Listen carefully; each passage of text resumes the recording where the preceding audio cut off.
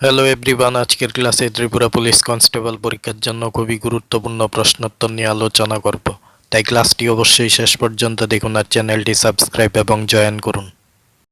আজকের ক্লাসের প্রথম গুরুত্বপূর্ণ প্রশ্নটি হলো, ভারতে পুলিশ ব্যবস্থার জনক কাকে বলা হয়?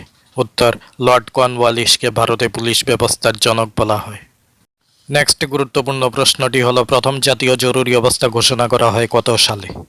উত্তর, 1962 সালে প্রথম জাতীয় জরুরি অবস্থা ঘোষণা করা হয়। ভারতীয় সংবিধানের কোন সংশোধনীর মাধ্যমে ভোটাধিকারের বয়স 21 বছর থেকে 18 বছর করা হয়েছে?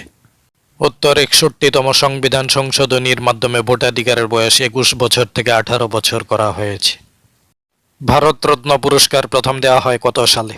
উত্তর, 1954 সালে ভারতরত্ন পুরস্কার প্রথম দেওয়া হয়। গ্রিন হাউস এফেক্ট মুখ্যত কোন কোন গ্যাসের জন্য হয়? উত্তর, কার্বন ডাই অক্সাইড ও মিথেন গ্যাসের জন্য গ্রিন হাউস এফেক্ট হয়। করবেটের জাতীয় উদ্যানটি কোন রাজ্যে অবস্থিত?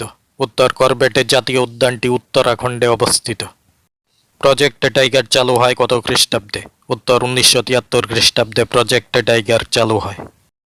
কোন গ্রহকে সবুজ গ্রহ বলা হয়? উত্তর, ইউরেনাসকে সবুজ গ্রহ বলা হয়। কোন দুটি দেশের সীমান্তে 3 বিঘা করিডোর অবস্থিত? উত্তর, ভারত ও বাংলাদেশ সীমান্তে 3 বিঘা করিডোর অবস্থিত।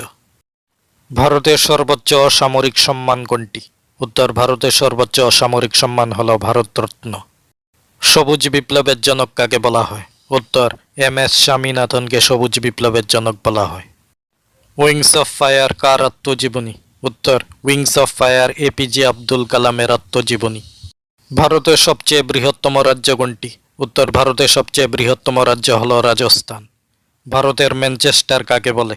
উত্তর, আহমেদাবাদকে ভারতের ম্যানচেস্টার বলে। পৃথিবীর উচ্চতম মালভূমির নাম কি? উত্তর, পৃথিবীর উচ্চতম মালভূমির নাম হল পামির মালভূমি। ইলোরা গুহা কোন রাজ্যে অবস্থিত? উত্তর, ইলোরা গুহা মহারাষ্ট্রে অবস্থিত। ভারতের সিলিকন ভ্যালি কাকে বলা হয়? উত্তর, বেঙ্গালুরুকে ভারতের সিলিকন ভ্যালি বলা হয়। বাংলার দুঃখ কাকে বলা হয়? উত্তর, দামোদর নদকে বাংলার দুঃখ বলা হয়। আগ্রা কোন নদীর তীরে অবস্থিত? উত্তর, আগ্রা যমুনা নদীর তীরে অবস্থিত। শ্রীনগর কোন নদীর তীরে অবস্থিত? উত্তর, শ্রীনগর ঝিলম নদীর তীরে অবস্থিত। ভারতের বৃহত্তম নদী দ্বীপ কোনটি?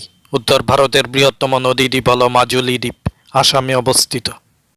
ভারতের প্রথম ভাষাভিত্তিক গঠিত রাজ্য কোনটি? উত্তর, ভারতের প্রথম ভাষাভিত্তিক গঠিত রাজ্য হল অন্ধ্রপ্রদেশ। পঞ্চপাহাড়ের দেশ কাকে বলা হয়? উত্তর, ত্রিপুরাকে পঞ্চপাহাড়ের দেশ বলা হয়। মানবদেহে মোট হাড়ের সংখ্যা কয়টি?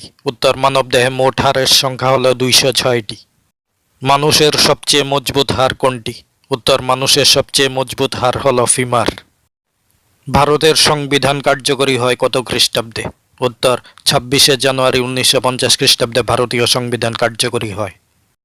উত্তর পূর্বাঞ্চলের কোন রাজ্যকে ভারতের রত্ন বলা হয়? উত্তর, মণিপুরকে ভারতের রত্ন বলা হয়। মানস বন্যপ্রাণী অভয়ারণ্যটি কোন রাজ্যে অবস্থিত?